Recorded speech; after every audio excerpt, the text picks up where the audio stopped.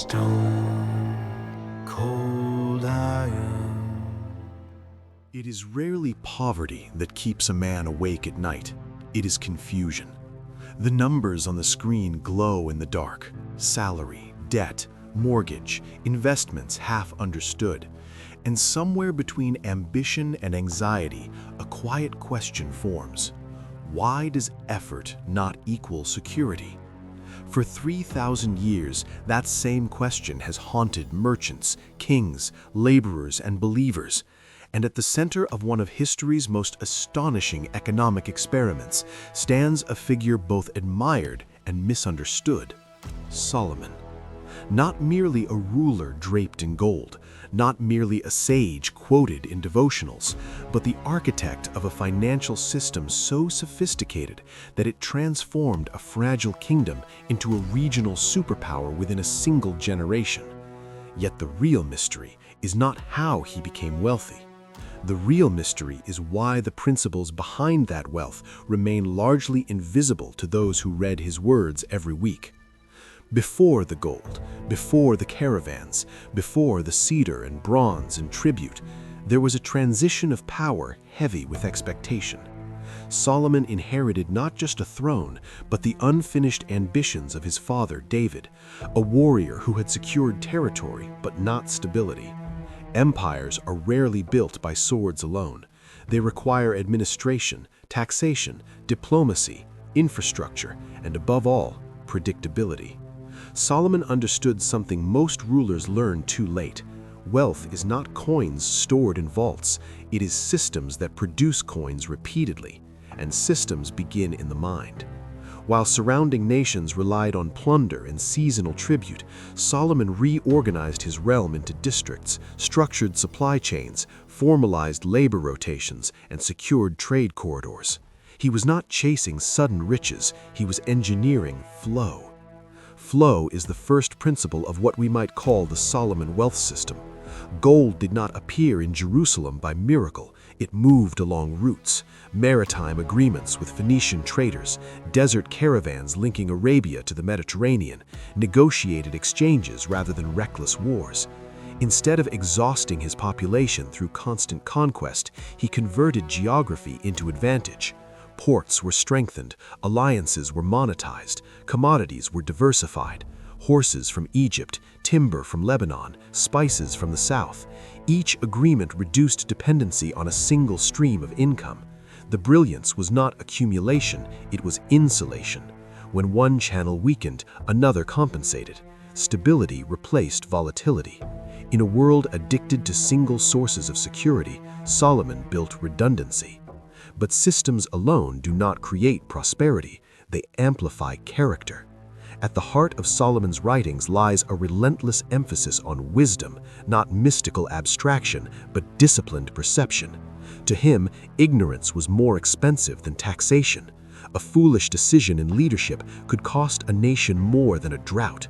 He warned that haste corrodes profit, that impulsive gain evaporates, that arrogance precedes financial fracture. In modern language, he was describing risk management. He understood that money magnifies internal disorder. A disorganized mind produces disorganized wealth. A disciplined mind compounds advantage quietly. The system begins within before it manifests without. Consider his approach to labor and productivity. Ancient texts hint at forced labor, yes, but they also reveal something subtler: specialization. Skilled artisans, administrators, scribes, traders, roles became defined. Efficiency replaced improvisation. Productivity was sharpened. There is an old metaphor about a dull blade requiring more strength. Solomon grasped that exhaustion is not a strategy. If output demands constant strain, the structure is flawed. Sharpening tools, intellectual, administrative, relational, increases yield without increasing suffering. The wealth system, therefore, was not about working more hours, it was about aligning effort with design. Yet prosperity, when it rises, invites danger. Here lies the tension that makes Solomon's story more than a financial case study. Wealth creates options. Options create temptation. Temptation, unmanaged, corrodes systems from within. The same alliances that secured trade also imported foreign influences. The same expansion that diversified income expanded obligation. The same architectural grandeur that symbolized stability increased maintenance costs. Every system carries weight. The question is not whether you can build it, but whether you can sustain it without becoming enslaved to its scale. Solomon wrote repeatedly about the danger of overconfidence, though he embodied it in later years. This paradox is central to understanding his financial philosophy. He knew that wealth gained too quickly dissolves. He knew that small, steady accumulation outlives spectacle. Agricultural metaphors fill his reflections: seeds, harvests, seasons. Farmers do not scream at the soil for immediate fruit, they respect cycles. In economic terms, this is compounding, incremental growth protected by patience. The wealth system was never designed for dramatic spikes, it was designed for generational continuity. Another pillar often overlooked is discretion, not secrecy born of fear, but silence born of strategy. In volatile political climates, premature exposure invites sabotage.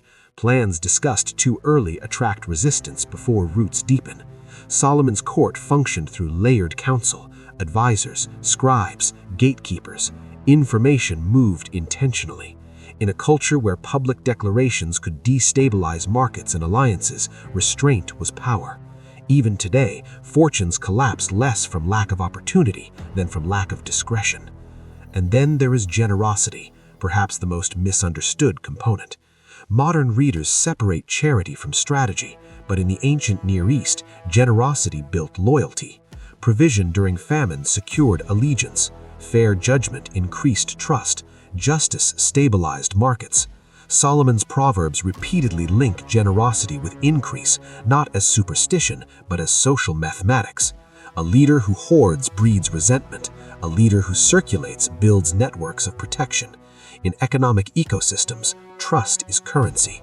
Without it, gold is heavy and useless. Yet no system, however brilliant, survives if its foundation shifts.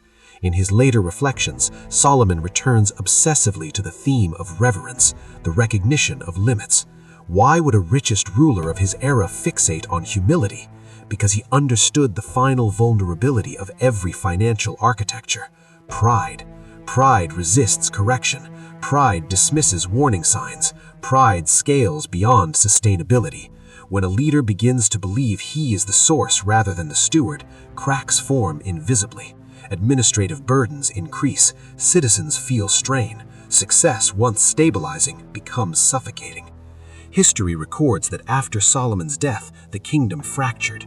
Taxes were contested. Unity dissolved. The very prosperity that defined his reign exposed structural tensions once his personal authority disappeared.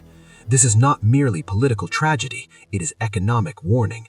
A system dependent on one personality is fragile. The wealth system at its purest aimed for continuity beyond the founder. Yet even Solomon struggled to ensure that transfer. Succession tests every empire. So what remains after 3 millennia? Not the gold, that was melted, traded, lost to conquest. Not the buildings, they were razed and rebuilt. What remains are principles encoded in aphorisms, observations about human behavior under pressure. Wealth begins in disciplined perception. Income must flow through diversified channels. Productivity requires sharpening, not exhaustion. Growth demands patience. Silence protects strategy. Generosity strengthens networks. Reverence anchors ambition. Remove one pillar and imbalance begins. Perhaps the greatest irony is this: millions quote Solomon for inspiration while ignoring him as strategist. They admire the crown but overlook the blueprint. They desire the outcome but resist the structure. Yet the wealth system was never mystical, it was architectural.